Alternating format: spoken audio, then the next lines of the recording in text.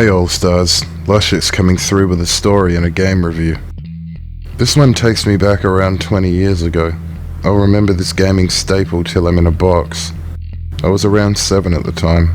I came home to see this giant yellow box on the floor in my room.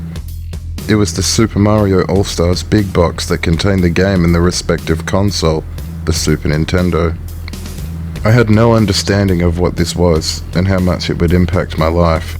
So I walked into the video game abyss, and the rest is history. Which brings me to this current day, reviewing my favourite game of all time, Super Mario All-Stars. It's a compilation of 4 games remastered with that perfect SNES pixel palette touch. The gameplay, sounds and overall aesthetic are upgraded and are quite appealing. In my opinion, I lean towards these remasters 10 times out of 10, seeing as though they were my original experience. The games remastered are Super Mario Bros. 1, 2, 3, and The Lost Levels, which is Japan's number 2. So let's get talking about these titles. The first brings you to a lush environment. A sense of adventure is in the air, the usual Mario tune plays. We're off to save the princess.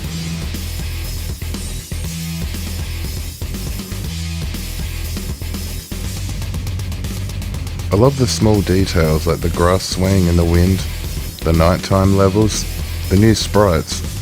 It's just the little things that end up being a lot bigger as time flows on.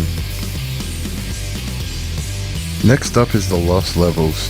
A vast majority will say this game is too hard, but for a day in and day out fan, it may not be. Whilst the game is more difficult, it all comes down to skill and a tablespoon of luck mixed with a refreshing beverage. Ideally water, as you're going to be yelling at the screen a lot. I honestly enjoyed this experience as a kid. I even played through it earlier this year when I was in hospital. I had to kill the boredom somehow. I was in there for 2 months.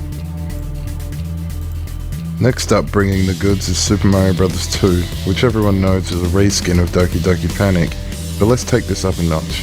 Let's take that initial fact and upgrade everything. This game is literally what would happen if Mario had too many mushrooms and fell asleep. Matter of fact, it probably is that concept.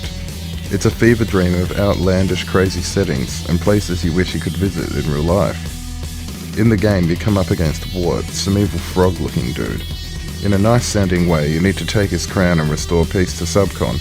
In other words, break his neck, 1 in the head and 2 to be sure. Here's a random funny fact. I only just realised the game's land named Subcon stands for subconscious. So was I subconscious about it the whole time, or was it just my subconscious playing tricks? Super Mario lore, everybody. With that comes the next installment, Super Mario Bros. 3.